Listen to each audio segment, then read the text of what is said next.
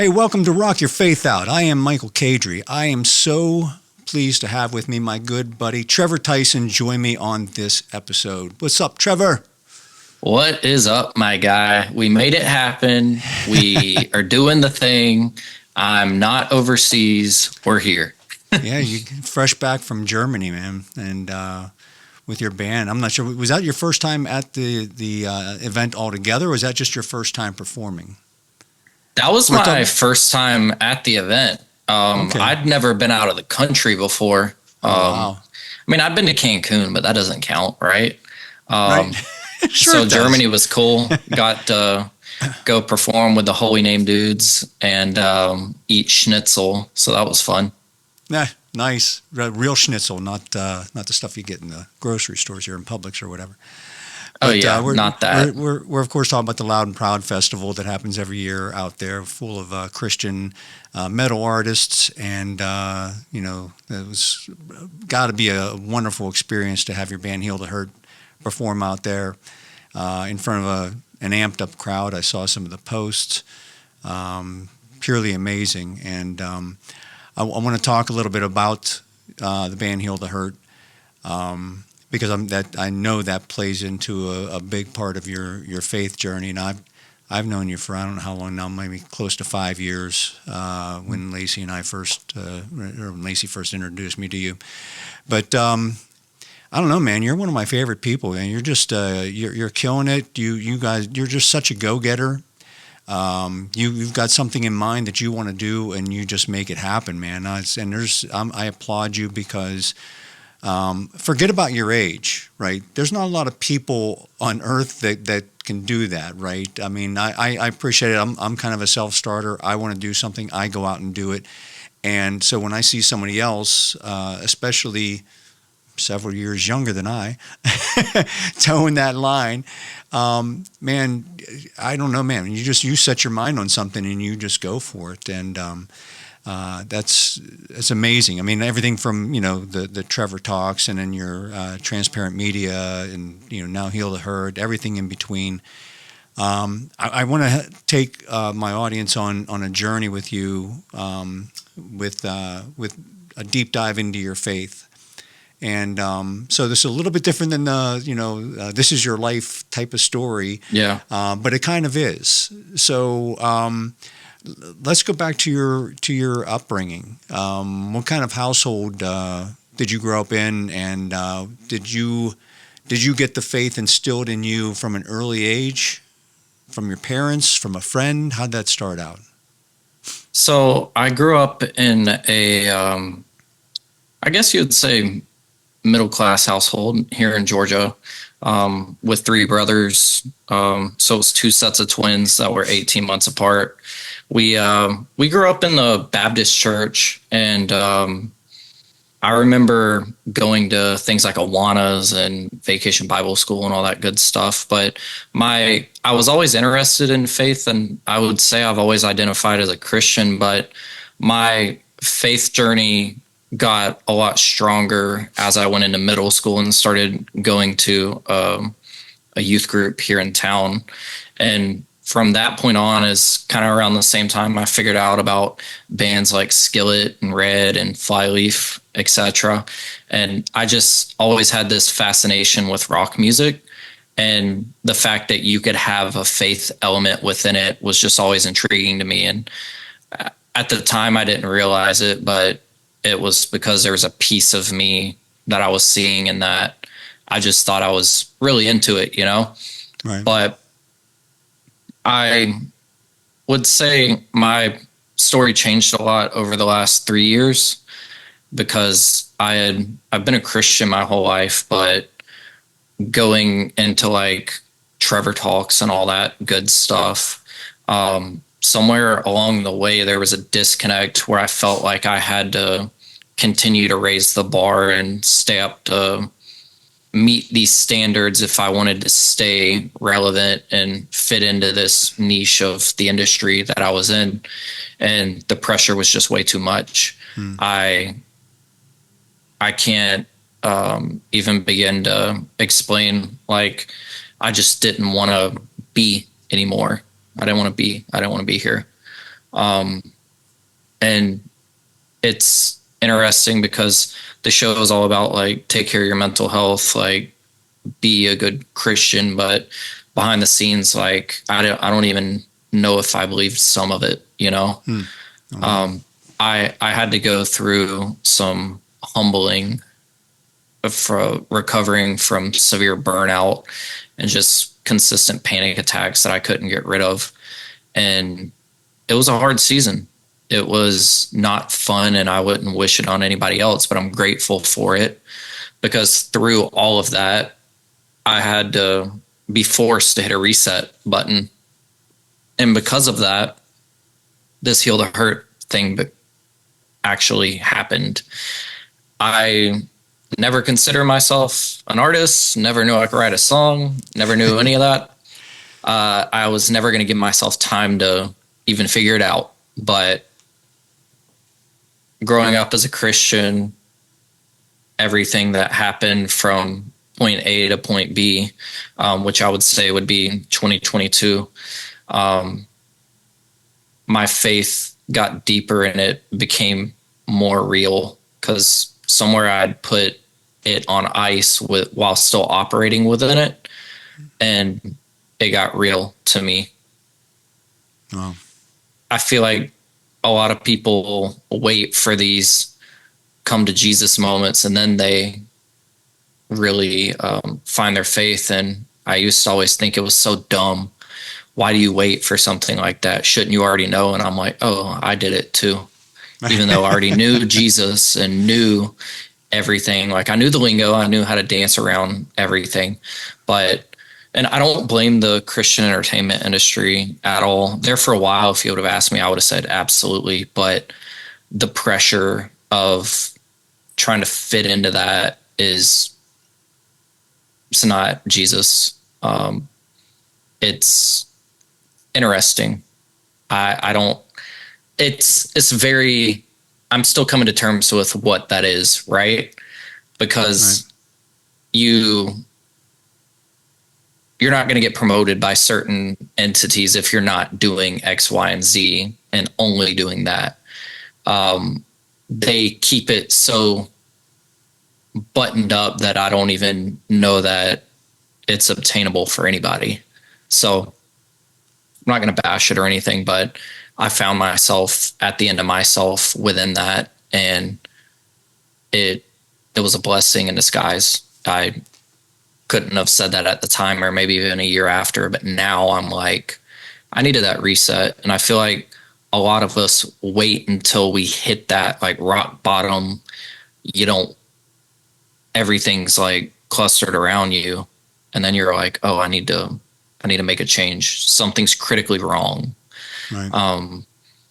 Whether it's a normal 9 to 5 or a podcast or whatever it is, we all go through these trials, mental, physical, etc. And the faith element, I almost let get away because I masked it with something else, if that makes sense. Right. Somewhere along the way, the clarity got ripped out, and it wasn't Jesus. It was me getting in my own way. So, Well, isn't that what usually happens whenever mm-hmm. when Jesus never leaves you, but when we leave him, it's always filled in with something else that's much worse. And even if on the surface we don't realize it, right? Because Satan disguises things as stuff that's awesome, right? And even if you're not even acknowledging, even if Satan's there or present or anything, the enticement is still there. Or some people replace that with feel good things, of earth. Some people replace that with sadness and depression, right? That hole gets filled one way or the other. We all need to be filled up. And unfortunately, a lot of this world gets filled up with earthly things instead of with Jesus. And I think the more we try to fill ourselves with Jesus, the less room there is for that outside noise and for the world to come into ourselves. But the more we try to suppress the Jesus part of it, anything could come in, right? I mean, you don't know whether that's the depression and anxiety. You don't know whether that's drugs and alcohol. You don't know whether that's just completely ignoring everything that you know about God to be true, just to satisfy the personal feelings that you have in yourself. So did you find that as you were working with some of these artists and interviewing them, that it might have been one or the other? Maybe like you thought you knew Jesus, and then you start talking to some of these people and you're like, holy cow, like these people are on another level. I'm not where they are at. And does that kind of set you back? Or maybe it's the other way around. Maybe like, hey, I thought that person was a solid Christian and they're kind of a poser. I don't know. Did you come across both of that? What happened with you during that period? No, I think I found myself feeling like a poser. And I think that realization of when you're hosting a podcast that is growing at the rate that it did, you feel like you have to, it was built on vulnerability and talking about the mental health struggles and such, but the conversations were always like vulnerable and real and such, but I found myself tiptoeing the line of what I wanted to talk about and what I knew would trend. So the more I kept doing it, the one thing that I did start to learn is that interviewing all my favorite artists and songwriters, I was like, we've got a lot alike, like kindred spirits, if you will. And I was like, if they can do it, why can't I do it? And I never had like they're on a whole different level than me. If anything, getting to meet and interview a lot of my favorite artists and such made me realize that it's not them and us, it's us. Like we're all here, we're all normal people that end up doing something a little different than the normal 9 to 5. But at the end of the day, we're all still people and we're all still trying to figure it out. There's no artist that knows what they're doing. Like they're just figuring it out as they go. I don't care who you are. You can have, there's no instructions for that stuff, you know? Yeah, and I mean, being on the Grammys or the Recording Academy, like I'm not on it anymore based on some entertainment news that's been in the public eye and unfolding over the past few months. I have no affiliation with that anymore. Oh. And you see behind a curtain and you're like, I have to be careful on this one. If somebody has enough influence or they can just guarantee somebody a Grammy Award to do something that they shouldn't be doing, I don't want anything to do with that. Isn't that kind of like selling your soul? You know what I mean? Yeah. That's kind of exactly what that is. Can't support it. So it's wild. There's a lot of facets to everything, and hurt people, and heal the hurt is a statement. I hope that I can give a piece of what I've gone through and just kind of not portray it, but explain kind of what I've gone through to help other people heal in the same way that I had to heal. Cause we're all hurt, and hurt people, but we've got to heal from that. If you're not, then you're just going to be miserable. And I found myself in that. Like I was in therapy and such, but I wasn't healing. I was just kind of, it's like a truck that gets stuck in the mud and just keeps spinning tires and kicking mud up, but it can't get its grip. Right. I'd compare myself to that. And then now it's like you put a 4x4 or whatever under it and you're able to get out. And it's like, oh, I made that a lot harder than it needed to be. Yeah. When you look, we always have 20/20 vision in the rear. You know what I mean? That's no matter what it is. But did you find that, you said you never fancied yourself an artist or a songwriter, but did you find that writing the lyrics to the songs for Heal the Hurt was therapeutic for yourself as kind of like an outlet?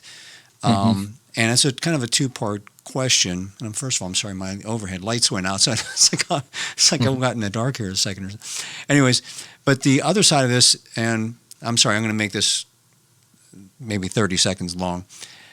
I remember an op-ed that Ryan Clark wrote from Demon Hunter, for those of you who don't know Ryan, about people giving him backlash for the type of music that Demon Hunter does and calling it Satan's music and stuff like this. And it's obviously not. But his point was the lyrics matter because kids pay attention to the lyrics more than anything, right? When they're listening to a song, matter of fact, this is part of Lacey's story. When she grew up, that's where she realized about like when she started listening to Pantera, she was reading the lyrics more than anything. And so knowing that kids pay attention to the lyrics, I'm not saying you're setting out to try to help other people. Like I said, it's probably more therapeutic to yourself than anything. But you've got to know that there's other. The suicide rate is at epidemic proportions right now. So kids that could read the lyrics, because first of all, they're going to be attracted to the sound of your music, right? Because it's heavy and it just sounds aggressive and it sounds like you're just letting out all this energy. Kids love that stuff. But when they start reading the lyrics and they connect with the lyrics, that's whenever their healing might start helping. And again, you might not be setting out to do that, but is there like something in you that's saying, hey, this could be helpful to other people who, young people, to help them go through what I'm going through? Absolutely. And all the songs, they start out as just a trauma dump. It's like, bleh. And you figure out, once I figure out what the song's about and what it means to me, then I'm able to focus on like, how can I help people with this? And one thing that I think my mindset's changed on a lot over the last few years is I'm not trying to save the world. No, we're not. We're not meant to. We're not meant to. Right. Absolutely. And that's a hard lesson to learn, right? My focus has changed a lot on if I can get myself right, I think I'm a lot more capable of helping others through that than I am to just like reach every single individual person and try to fix everything, because I can't do that. I've tried to do that. It doesn't work.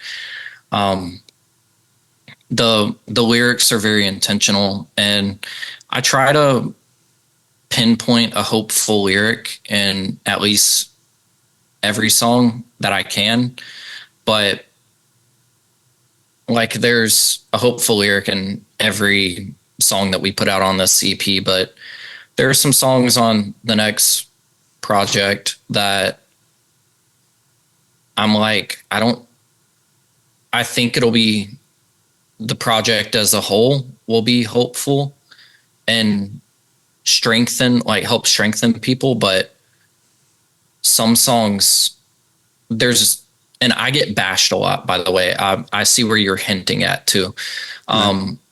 Christians bash us for not being Christian enough, and then people that aren't Christians bash us for being too Christian. And it's like people don't realize that. Like yesterday, someone that I know shoots me a text saying how wrong it is that I'm putting out all this angry music and it's not praiseworthy and this, that, and the other. And I'm like, there's a scripture that I always go back to, and it's kind of the DNA of Heal the Hurt. It's like a joyful noise to the brokenhearted is like pouring salt into the wound.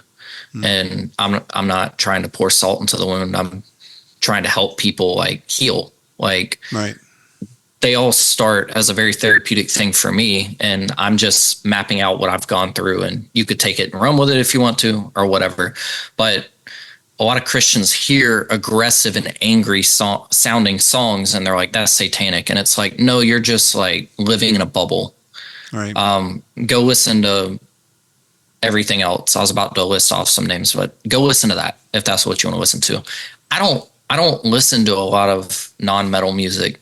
And when I do, it's very not metal. It'll be something like pop or worship. But for the most part, angry, aggressive sounding music's what I connect with. So that's what I want to make. And yeah, like Christians see, a lot of times they tend to be the more judgmental of the bunch. You're not Christian enough. You don't sound like you're worshiping God. And it's like, you just don't like metal music and that's okay. Like, I'm not judging you for not liking it. And you're Right. like throwing stones. And it's like, okay, you can do that, but it's not right. And it's annoying, but I tend to keep it off the public platforms. Like if we get a comment or something, I just won't respond to it, or I'll just heart it. Like, go on with your day. Have a good one. It is very interesting, and bands like POD, Skillet, Flyleaf have seen a lot of that. Like people assume that, oh, they're able to reach the Christians and the secular crowd, and it's like they're getting attacked by both of them too. You can't make everybody happy. Right. Yeah, you're not chocolate. Yeah, and some people don't like chocolate, and some people like dark chocolate, not milk chocolate. Like everybody has their preference, but I would challenge people, if you don't like metal music, like quit judging it so hard, because there are humans on the other side of that screen that see it. And what's that telling to the kid that is 12, 13 years old who loves metal music? His parents aren't letting him listen to it, and they're shoving that metal music is satanic down their throat, and that's the only like outlet they have. Screaming is very therapeutic. Like I love it. It's just releases tension too, but not only that, but there's a spiritual warfare in that scream also. Lacey likes to talk about that. Is I hate to even make this equation, but it's kind of like the Motley Crue song "Shout at the Devil." It's in a different realm, but it's a spiritual warfare to almost back off the evil, and you're not fighting evil with evil, right? You're fighting evil with force, and that's what that release is. I mean, what I would ask people is, would you rather listen to something that sounds feel good but is actually probably satanic, something like Billy Joel's "Only the Good Die Young"? If you listen to the lyrics, he's trying to entice a young schoolgirl into having sex with him, and making fun of her for being a goody two-shoes Catholic girl, and then berating her for, hey, didn't you ever say a prayer for me? You were counting on your rosary and all this other stuff, and he's like, hey, sooner or later, comes down to fate, you're going to end up doing it anyway, so you might as well do it with me. Let's do it now. That's wild. That's satanic. Right? That is what that is. At least that's how I look at it. But it feels all bubblegummy and it's all upbeat. How many people walk around, only the good die young, and it's like all this, and it sounds good and it's feel good, but listen to the lyrics you're singing. Holy smokes. You know what I mean? Do you even know what you're singing? Well, it probably shows my age. I've never heard the song. I can't name really? a Billy Joel that's song. One of Billy Joel's. Yeah, that's one of his biggest hit songs. So I'm so in metal world that I'm just like, it's not on my radar. You're not missing anything, but terrible. It's a terrible song. And kids are struggling with that. Yeah. Like, I read a statistic the other day. In a few years, there's not going to be a pastor on the planet that hasn't sent a nude picture to someone. Like, that's hard to think about.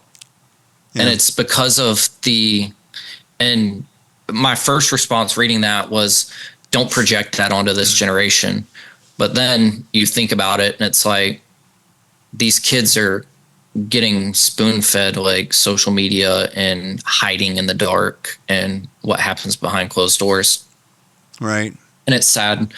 Um, some people find their identity in their online life, and it's a very hard it's a very hard thing to be a young person and have the pressure that you have now. I know my daughter When talks about it all the time. yeah. You know, she's like, so and so didn't like my post. I only got this many. I'm like, that is not your world. What do you care if people you don't even know liked your post or not?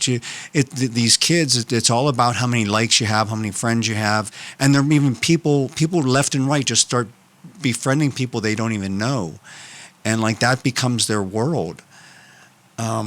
It's a dangerous thing, man. It's a hard pill to swallow that none of that matters, Yeah, it because is. when you're that age, you are just like, I want somebody to listen to me. I want to be heard. And you start dropping your morals and such to get that. Well, you want to use that It's as your validation because you're like, well, I thought enough to post this because I liked it. I want validation that it was good enough to post, so I need that feedback from other people saying I like it or I love it or whatever, and that's my validation that I did the right thing. And that's not your world, that's not your worth, that's not who you are. And yet kids want to constantly put that on themselves. I found my identity in a talk show, and then I got lost in it. And Yeah. something that if you would have asked me, will you ever stop doing that? No, like it, not in production. And now like Heal the Hurt is it. I never would have gave myself that opportunity. I had to get humbled to be able to find what my purpose was for this season. And it could change. Like you mentioned earlier, I'll get a vision and I'm like, I'm going to do that. With this, I, of course, have goals and aspirations, but I'm very much so just like taking it one day at a time. And I'm not trying to save the world, and I'm not trying to go viral. I spent close to 10 years doing that. I don't care to spend another day doing it.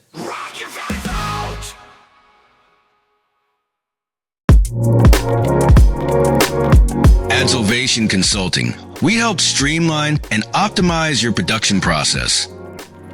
We're here to enhance your project with expert guidance and creative, scalable solutions. We specialize in helping churches and ministries, independent filmmakers, podcast producers, or those looking to create the next great music video. Visualize, optimize, realize. Salvation Consulting.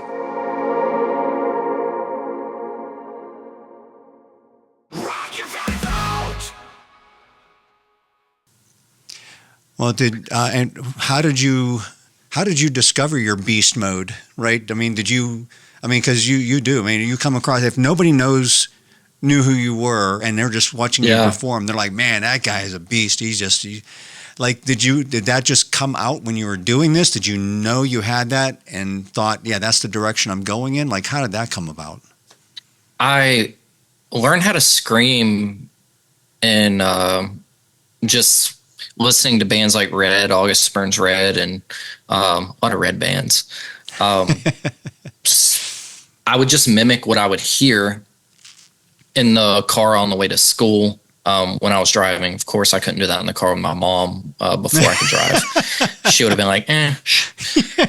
But I always knew I could do it. But then when it came time to do this, I had to learn how to do it the right way. So I learned from some great friends who also are in the genre how to do it the right way and how to project instead of just because there's a right way and a wrong way to do it, and the right way is good for your voice and the wrong way will kill your voice. So beast mode is all I wanted to do.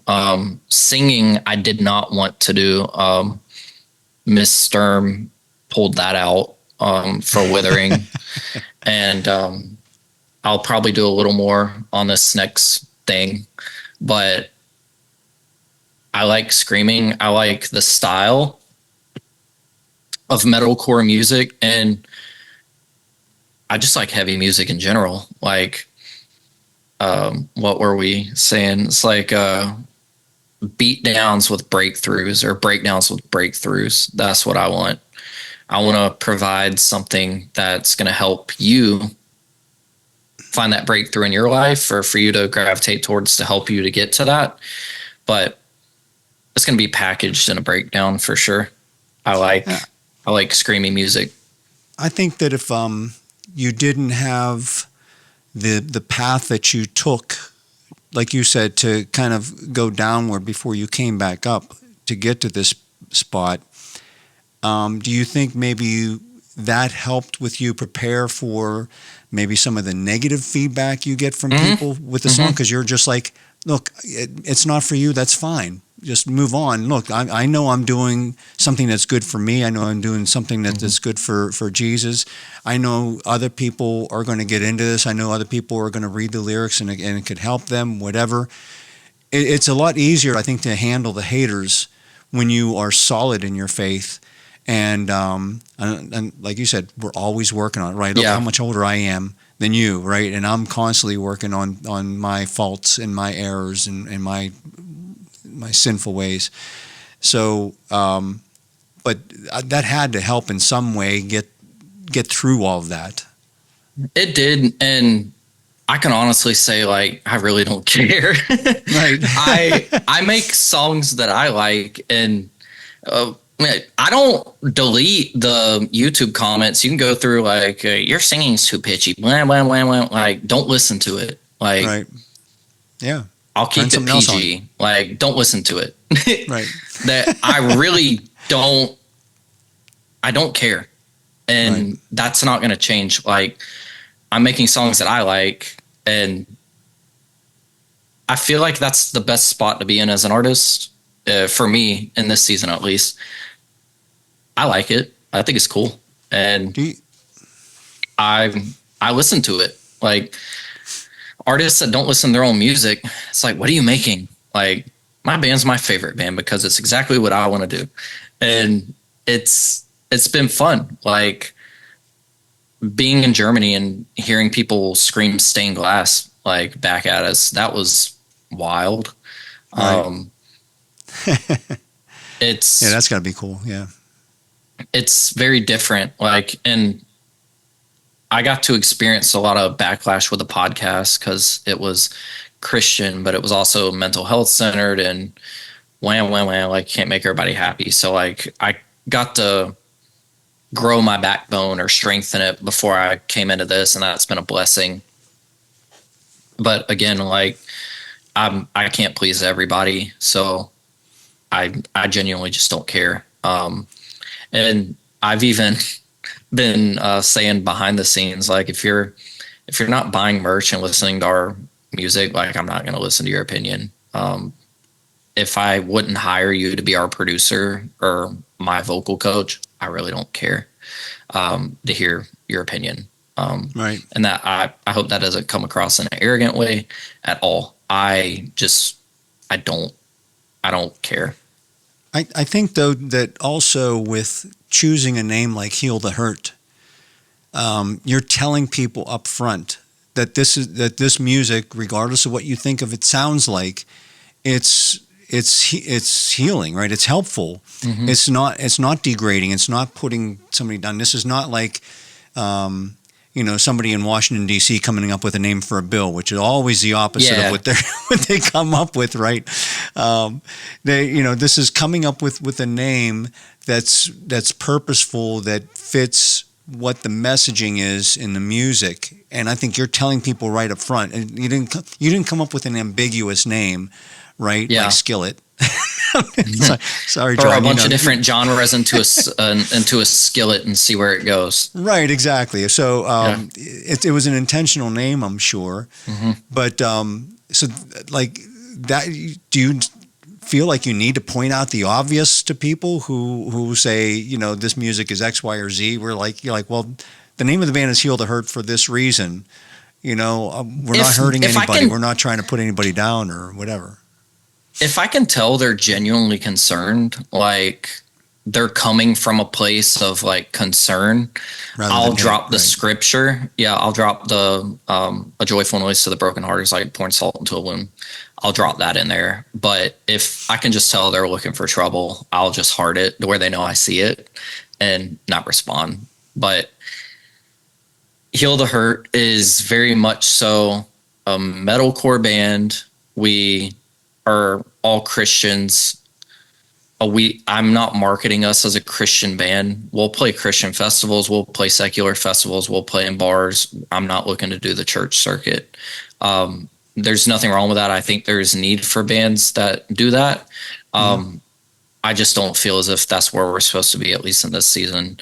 There's a lot of different avenues you can go when you start something like this. And I want to be really intentional of going places where you might not be as receptive to what the lyrical content is as you are the sound of it. Because I think if you put us in a room full of metalheads, like, we can earn the respect based on the sound, and then we can have a conversation after the fact. If you're like, man, I'm just not feeling it. Like, I'm depressed, I'm this, I'm that. Like, let's have a conversation about it. Like, here's my story. Here's what I've had to go through. I'm not trying to like shove religion down anybody's throat, but I'll have a conversation. I tend to, I'd rather have a conversation than just put out something general. Like, I'm not trying to make our songs super accessible. Like, a lot of music nowadays is very general, watered down to not be a specific, like, pinpointed message or a mission. It's just like, oh, let's make something that everyone can relate to. Right. We're not that. We're not going to relate to everybody. I'm sorry. Well, that's not real music. I think when you're doing that, it's not helping anybody, in my opinion. And it's not. At least for me, you're not being true to yourself either. Yeah, and it does help some people. Like, so I'll reframe what I just said. Like, it does help some people, but I'm not trying to do that. Right. Well, do you, now, since this is all still relatively new to you, like, I know that, like, like Lacey or John Cooper or Kevin Young, people like that, they're really, really good at preaching during their shows. And especially tying that into the message of some of their songs and whatnot, but mainly because the fact that they know that could be helpful to people who are watching or attending the show or whatever. Do you, because I haven't seen your show yet, because you're not playing in Pittsburgh yet, but are you working that into your show?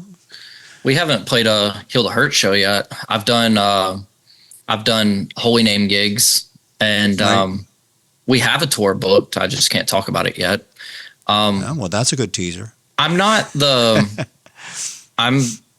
preachy guy. I'll talk about my faith and leave the door open for conversation. And Kevin and the Disciple guys were in Germany with us, and after he saw what we were doing, he stopped me. He's just like, wow. Wow. That's awesome. And it was a very humbling thing. And Disciple's one of those bands that there's a dire need for that. Like, they're making great music. They've got a great fan base. They've got a great production, put on a great live show. And Kevin's built a reputation around his band to where people will stop and listen when he's preaching. And Wolves at the Gate were there as well. They preach in their set as well. We're still very new kids on the block. And you kind of have to, I'm not going to hide it, but you kind of have to earn your respect to do that, right? Especially in metal. So I don't want to like set the impression that if you come to our show, you're going to hear a full on sermon, because you're not.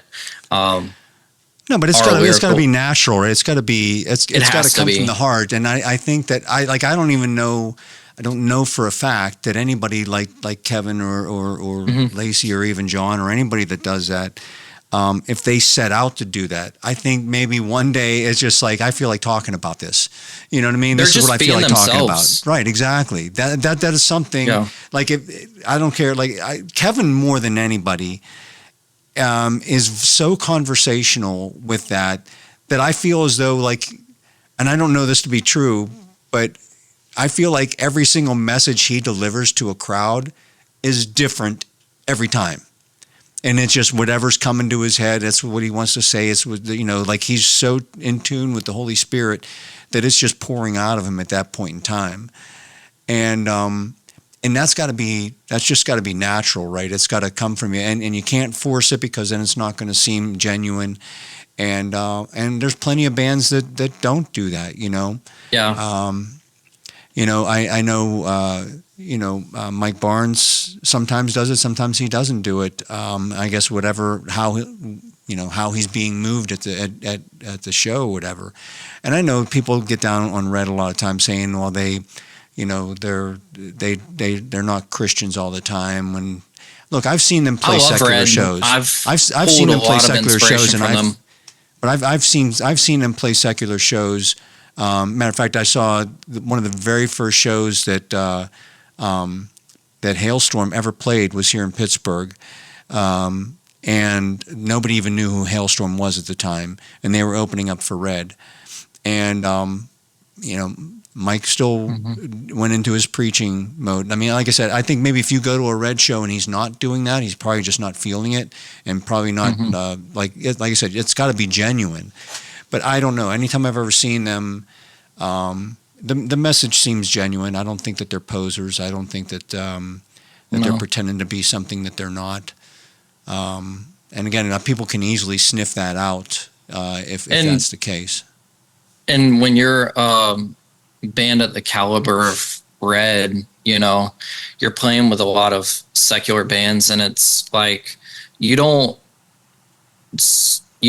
go on, like, if you're on a bigger tour with another band that you're opening up for, you can't just go up there and say anything you want. Right. You have, it's like, kind of like the president of the United States, right? Like, if Walmart gets a new manager, it's still Walmart. Like, right. The president still works for the U.S. government. It's all the same thing. Red is one of those bands that can have a lot of faith elements in their lyrics, and I think that's enough. People try to put, like, rock artists that sing about their faith on these, like, pedestals as these pastors, and it's like, yeah, it's a hard road to navigate, because when you're on tour like that, you're tired, you're not really able to think, you're just kind of going, and you have to turn it on and turn it off. It's like you're exhausted, you're away from your family. There's a lot of unreal expectations on public figures as a whole. I think there's a huge decline in, like, the popularity of celebrity pastors based on the past few years of celebrity rock star pastors just not being able to live up to the standard that they're presenting. The rock world is very different, because, like, if you listen to a lot of especially our lyrics, like, we go through hard times and we're singing about real things. And it just because we're singing about it doesn't mean we don't still experience it. So right. I guess where I'm going with that is try to have grace for people. Like I was saying earlier, like, when you interview a bigger name on a podcast or something, it's like, oh, it's just us. It's not them and me. There's not, like, a invisible barrier that makes them more capable of doing it than I. Right. They're doing something, and if you want to do that, you've got to start small, start somewhere, and figure out what that is for you. There's no one size fits all shoe that you can put on. I can't hand you a blueprint on how to blow your band up. Our band hasn't blown up, so obviously I can't hand you a secret sauce for it. It's, are you being authentic to who you are, and are you actually living it out? Are you, if you're a Christian, are you living that? It's like, over the last 2 years, the book of Proverbs, it's like, oh, that's there. That's pretty much a guidebook. Are you living that? Are you living it? And I've met a lot of people that'll preach it and don't live it. And I'm in a spot now to kind of round it home here. I'm in a spot where I'm trying to learn it and live it. And then like, if it becomes more preachy, it does. If not, like, I would love for people to respect that I'm using discernment on what's best for not only the band or the brand, but the people there as well. It's easy to look at something and be able to judge it immediately. Like, oh, they're not this, like, they're not Christian enough, or they're too Christian, this, that, and the other. And it's like, hey, we're all different people. You might do something different, but this isn't you. So try to have some grace and understanding on, like John Cooper does a really good job at pulling his message together during Skillet's set. And he's talked openly about like losing Chester Bennington, which he's a huge Linkin Park fan. Like their album Right. Victorious is like what he would have said if he was Chester's friend. Like there's a need for that. And I really, really, really respect what they've built because they're able to headline the Christian festivals, but they're also able to co-headline these huge secular festivals. Like they're on tour with Seether right now. Like Seether and Skillet are like, that's the best tour package I've seen in a minute. But if you notice that they're still unapologetically Skillet even when they're playing the secular shows. And I talked to John about that, in an interview one time. But the good side of that is the connections you're making to people who might not be of the faith. There's been several instances where he's had conversations with those people and they've been inspired to talk about the faith. And again, I think that's a good opportunity. This light's going out again. Let there be light. To do that. But now, are you feeling any kind of pressure to continue the writing, or are you just going to rely on the Holy Spirit to say, hey, when it's there, it's going to be there. I'm going to write more. I'm going to log some stuff so that you can do another EP or another album, whatever. Or are you feeling any kind of pressure, like, well, okay, I gotta follow this up now? What's going on with you as far as that goes? The writing comes in waves. So we've been working really hard, and I never force it. So we don't do filler tracks. Like if it takes a while, it takes a while. If it doesn't, it doesn't. Right.